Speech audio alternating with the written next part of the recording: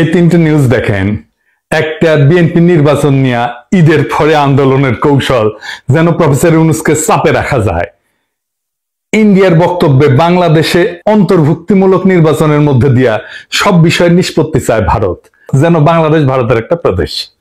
আর ওয়াকারের ডিসেম্বরের মধ্যে নির্বাচন হওয়া উচিত। মিল দেখতে পান? হ্যাঁ, মিল হচ্ছে এদের মধ্যে একটা কমন জিনিস, ডিসেম্বরের মধ্যেই নির্বাচন।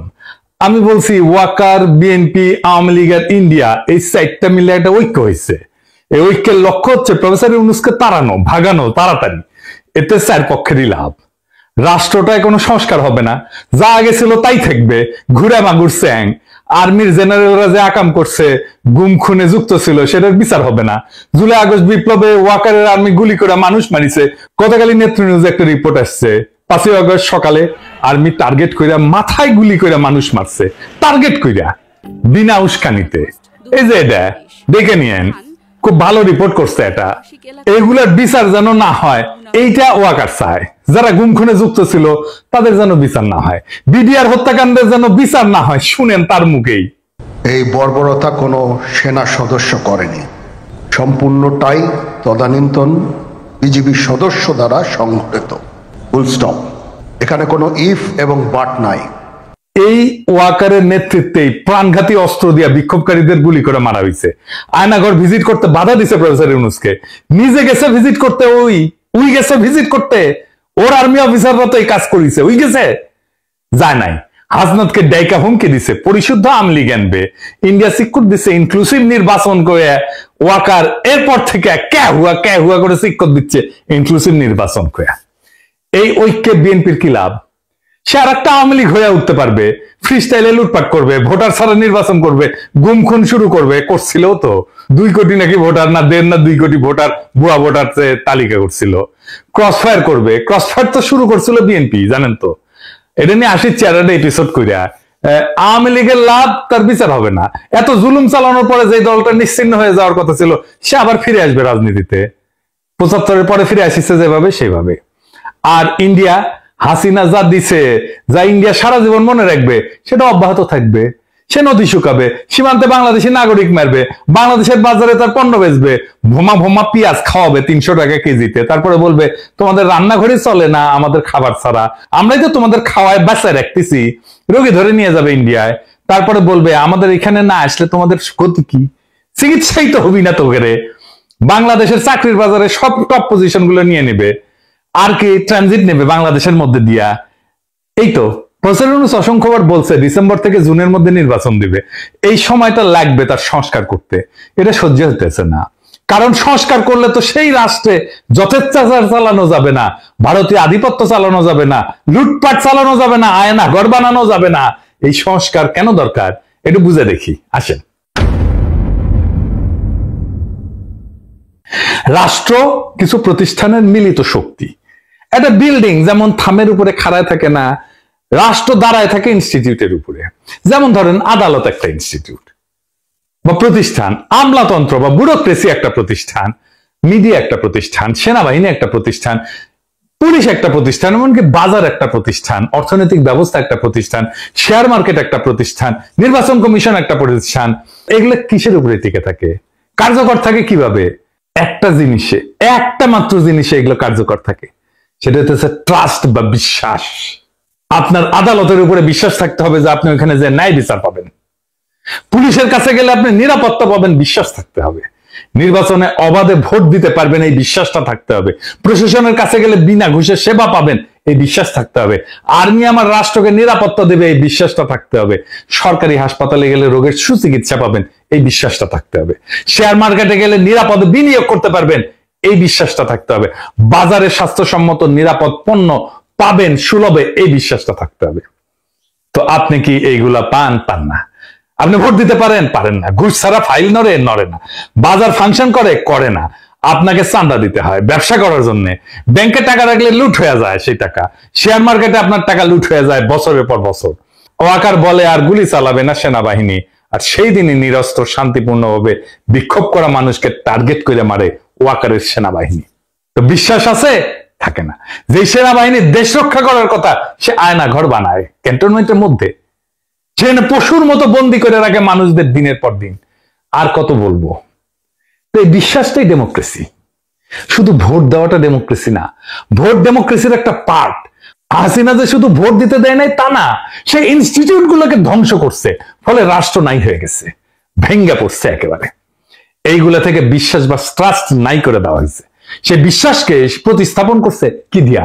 ভয় দিয়া, টেরর দিয়া। ডেমোক্রেসির মধ্যে বিশ্বাসকে ভয় দিয়া প্রতিস্থাপন কইরা স্বৈরাচার হয়, ফ্যাসিবাদ হয়। আপনি চিন্তা করে দেখেন, আপনার জীবন কাটতো ভয়, সারাক্ষণ ভয়, চাকরির ভয়, সম্পদ হারানোর ভয়, অপমানের ভয়, জেলে যাওয়ার ভয়, গুম হওয়ার ভয়, মাস্তানির শিকার হওয়ার ভয়। প্রফেসর ইউনূসের সরকারের টাইম লাগতেছে কেন সামাল দিতে? কারণ ভয় দিয়ে তো প্রফেসর ইউনূস শাসন করতেছে না, আর ইনস্টিটিউট গুলো তো দাঁড়ায় নাই। এই যে গ্যাপ, এই টাইমে রাষ্ট্র এই অবস্থাতেই থাকবে। সেজন্যই সংস্কার। এই সংস্কার না হইলে ভয় দিয়ে শাসন করতে হবে, যেই আসুক ক্ষমতায়। তাই বলি যে বিএনপি স্বৈরাচার হয়ে উঠতে হবেই, মাপ নাই যদি রাষ্ট্রের সংস্কার না হয়। এই সংস্কারে বাধা দেওয়ার জন্য ইন্ডিয়া আর বিএনপি উর্দি পড়া মাস্তান আনিছে, সে হইতেছে ওয়াকার। ওয়াকার সেই উর্দি পড়া মাস্তান ইন্ডিয়া আর বিএনপির। সে ওয়াকার ইন্ডিয়ার স্বার্থে দেশের রাজনৈতিক গতিমুখ অন্যদিকে ঘুরে দিতেছে। কিভাবে? আমরা জানি ইন্ডিয়া ওয়াকার হাসিনার বনজামাই। শুধু তাই না, সে একজন ইন্ডিয়া অনুরাগী ব্যক্তি। আওয়ামী লীগকে অন্তর্ভুক্ত করে ভবিষ্যতে জাতীয় সংসদ নির্বাচন সম্পন্ন করার জন্য প্রায় প্রকাশ্যেই বলছে। ওয়াকার নিয়মিত ইন্ডিয়ার সেনাপ্রধানের সাথে কথা বলে তার পরামর্শে কাজ করে। শুনেন ইন্ডিয়ার সেনাপ্রধানের কণ্ঠেই শুনেন। I am in touch with the chief of Bangladesh during the time of when this changeover took place. I was in constant touch with him, and even thereafter in November 24 we had a video conference also. As far as the military cooperation is concerned, is again going up in the same way. Our officers have moved there for the NDC also. There is no let up on that side. When we talk about the relationship we should talk about when there is an elected government. So as of now, the relationship is with the military is well and perfect. এটা ভারতীয় সরকারের পক্ষ থেকে বারংবার দাবি করা হয়েছে। ভারতীয় মিডিয়ায় পালকি শর্মা ওয়াকারকে ভারতপন্থী জেনারেল বলে পরিচয় করায় দিয়েছে। শুনেন। The army chief is against it. He is seen as a pro-India officer.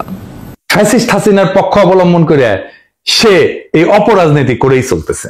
এর বিপরীতে অন্তর্বর্তীকালীন সরকারের প্রধান উপদেষ্টা ডক্টর মোহাম্মদ ইউনূস কোনো রাজনীতি বুঝেন না বা করেনও না, অথবা করতে পারেন না। কিন্তু বিএনপির বিপরীতে ব্যাপকভাবে তার জনপ্রিয়তা বাড়তেছে।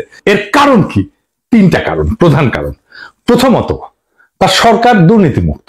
তিনি খুনি হাসিনার আমলে যেভাবে বাংলাদেশকে লুটপাট করে দেউলিয়া করে ফেলা হয়েছে তা শক্ত হাতে বিচার করতে চান। দ্বিতীয়ত, দেশবাসীর সকল মৌলিক মানবিক এবং রাজনৈতিক অধিকার ছিনায় নেওয়ার অপরাধে তিনি ফ্যাসিস্ট হাসিনার আওয়ামী লীগে শক্ত হাতে শাস্তি দিতে চান। 3 নাম্বার, বাংলাদেশ স্বাধীন হওয়ার পরে গত 53 বছর ধরে এদেশের ভাগ্য নিয়ে ইন্ডিয়া যেভাবে সিনেমিনি খেলছে এবং দীর্ঘ 15 বছর ফ্যাসিবাদী দুঃশাসনকে সমর্থন দিয়ে তারা বাংলাদেশকে যেভাবে ভুগাইছে, তাতে তিনি ক্ষুব্ধ এবং ক্রুদ্ধ। দেশবাসীকে বোকা ভাবার কোনো কারণ নাই। মানুষ বোঝে কেন আজ অধ্যাপক মোহাম্মদ ইউনূসকে সমর্থন করতে হবে। অভিন্ন কারণে সশস্ত্র বাহিনীর 95% সদস্য বুঝে এই অন্তর্বর্তীকালীন সরকারের প্রধান উপদেষ্টার পেছনে কেন একজোট হয়ে দাঁড়াইতে হবে। কারণ এটা বাংলাদেশের স্বাধীন অস্তিত্ব এবং সার্বভৌমত্বের প্রশ্ন। স্বাধীন সত্তা নিয়ে ইন্ডিয়ার মুখোমুখি দাঁড়ায় আপন দেশের জনগণের স্বার্থে রাষ্ট্র পরিচালনার বিষয়। আর সেই দেশবাসীরা যখন দাঁড়ায় যায়, তখন জেনারেল ওয়াকার সহ অল্প কিছু কর্মকর্তা ভিন্ন কিছু করার সুযোগ হারায় যায়। গত পরশুদিন বুধবার ঢাকা সেনানিবাসের সেনা প্রাঙ্গণে অফিসার্স অ্যাড্রেসে সেনা প্রধানের দেওয়া বক্তব্য বইলা গণমাধ্যম এবং সামাজিক মাধ্যমে যা প্রচার করা হয়েছে তা বিশ্লেষণ করলে 3টা সত্য উদ্ঘাটিত হয়। কি কি? 1 নাম্বার, ফ্যাসিবাদী দল আওয়ামী লীগের কার্যক্রম নিষিদ্ধ হওয়ায় জেনারেল ওয়াকার সহ তার ঘনিষ্ঠ সহযোগীদের ছোট্ট গ্রুপটা খুবই বিক্ষুব্ধ হয়ে পড়ছে। কোন কারণ না থাকার পরেও এই ক্ষুদ্র গোষ্ঠীটি বিচারের মুখোমুখি হওয়ার ভয়ে বা চাকরি হারানোর ঝুঁকিতে ক্লান্ত, হতাশ এবং কাতর হয়ে পড়ছে। দ্বিতীয়ত, সেই কারণে তারা অন্তর্বর্তীকালীন সরকারের সংস্কার কার্যক্রম, রোহিঙ্গা প্রত্যাবর্ষণের লক্ষ্যে গৃহীত পদক্ষেপ এবং জুলাই ঘোষণা এবং প্রক্লেমেশনকে বাধাগ্রস্ত করার উদ্যোগ নিচ্ছে। তৃতীয়ত, সরাসরি জাতীয় স্বার্থের বিরুদ্ধে অবস্থান নিয়ে এই গোষ্ঠীটি শত্রু ভাবাপন্ন ইন্ডিয়ার স্বার্থকে অগ্রাধিকার দিচ্ছে। প্রতিবেশী এই দেশটার পক্ষ নিয়ে তাদের এজেন্ট হিসেবে বাংলাদেশ বিরোধী কার্যক্রমে লিপ্ত জনধিকৃত ফ্যাসিস্ট দলটিকে সঙ্গে নিয়ে সকল দলের অংশগ্রহণের মধ্য দিয়া অন্তর্ভুক্তিমূলক জাতীয় সংসদ নির্বাচনের তত্ত্ব হাজির কইরা প্রধান উপদেষ্টার উপর চাপ সৃষ্টি করতেছে। জাতীয় স্বার্থ বিরোধী অন্তর্ঘাতমূলক অপকর্মে জড়িত জেনারেল ওয়াকার চক্র ইন্ডিয়ার পাশাপাশি বিএনপিকে তাদের সাথে যুক্ত করতে পারছে। লক্ষ্য করলে দেখবেন, একদিকে ইন্ডিয়া একের পর এক বাংলাদেশের স্বার্থ বিরোধী নানান ব্যবস্থা নিচ্ছে, অন্যদিকে বিএনপি দেশব্যাপী অস্থিতিশীলতা সৃষ্টি করার লক্ষ্যে লাগাতার ভাবে নানা ক্ষতিকর কর্মসূচি দিয়ে যাচ্ছে। সেনাপ্রধান, ইন্ডিয়া এবং বিএনপির মধ্যে আজ যে রাজনৈতিক সমঝোতা গড়ে উঠছে, এইটা তার ইঙ্গিত বা প্রমাণ। শুধু তাই না, দেশবাসী বিস্ময়ের সঙ্গে লক্ষ্য করতেছে মাঝে মধ্যেই জেনারেল ওয়াকার চাকরিজীবী হিসেবে তার সরকারি চাকরির কাজের সীমানা অতিক্রম করে রাজনীতি নিয়ে বিতর্কিত মন্তব্য করে যাচ্ছে। তার পছন্দের নিষিদ্ধ দলটার পক্ষ অবলম্বন করে সশস্ত্র বাহিনীকে অপব্যবহারের চেষ্টা চালাচ্ছেন, যা ফ্যাসিবাদের অন্ধকার যুগে কখনোই তাকে করতে দেখা যায়নি। ফ্যাসিবাদের অন্ধকার যুগে কখনোই সে সরকারের উপরে চাপ সৃষ্টি করে নাই। তিনি তখন খুনি হাসিনাকে সেবা দান এবং ঘাতক, হন্তারক এবং লুটেরাদের ক্ষমতা নিরঙ্কুশ এবং চিরস্থায়ী করার কাজে ব্যস্ত ছিলেন। বিগত মাসগুলোতে ইন্ডিয়ার পত্রপত্রিকায় বাংলাদেশের রাজনৈতিক পরিস্থিতির ব্যাপারে যে সমস্ত বৈরী সংবাদ বিশ্লেষণ প্রকাশিত হয়েছে, এর অনেক কিছুই গত বুধবার সেনাবাহিনী প্রধানের কণ্ঠে উচ্চারিত হয়েছে।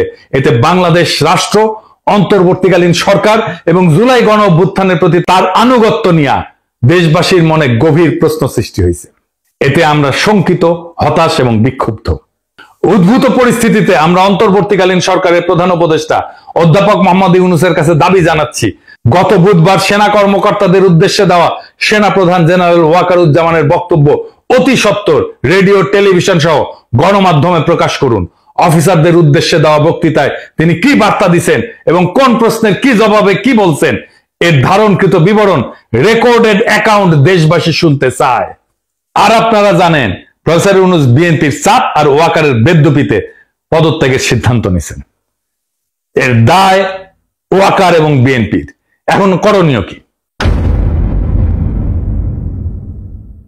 ওয়াকার আর বিএনপিকে আমি একটা থিওরিটিক্যাল অবস্থার কথা বলি। প্রফেসর ইউনূস যদি জাতির উদ্দেশ্যে ভাষণ দেন আর ওইখানে যদি বলেন আমি একটা ভালো নির্বাচন দিতে চাইছিলাম প্রয়োজনীয় সংস্কারের পরে, আমি তারিখও বলছি, সামনের বছরের জানুয়ারি থেকে জুনের মধ্যে যেন পরবর্তী সরকার ভালোভাবে দেশ চালাইতে পারে, সংস্কারটা সম্পূর্ণ হয়, রাষ্ট্রটা গড়ে ওঠে। কিন্তু ভারত, সেনাপ্রধান এবং বিএনপি যৌথভাবে ডিসেম্বরের আগেই নির্বাচন চায়। আমি যেহেতু এর আগে করতে পারবো না, নির্বাচন দিতে প্রস্তুত হইতে পারবো না, আমি বিএনপি আর সেনাপ্রধানকে আর একটা তত্ত্বাবধায়ক সরকার গঠন করতে আহ্বান জানাই। আমরা তাদের কাছে ক্ষমতা দিয়া আমাদের কাছে চলে যাব।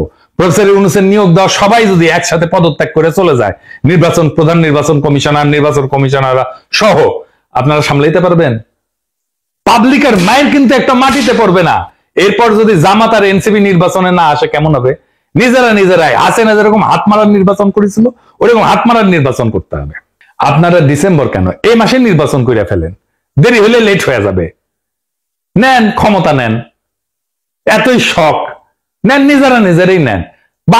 আমির খসরু মাহমুদের প্রধান উপদেষ্টা বানান, দেখি উনি নাকি কয়েক মাসের মধ্যে নির্বাচন করে দেবে, করুক না। মির্জা ফখরুলকে প্রধান নির্বাচন কমিশনার বানিয়ে দেন। একটা ভাঙা রাষ্ট্রকে গুছাইতে সময় লাগে, আর সেই সময়টা দিতেই চায় না যারা ভাঙার কারিগর।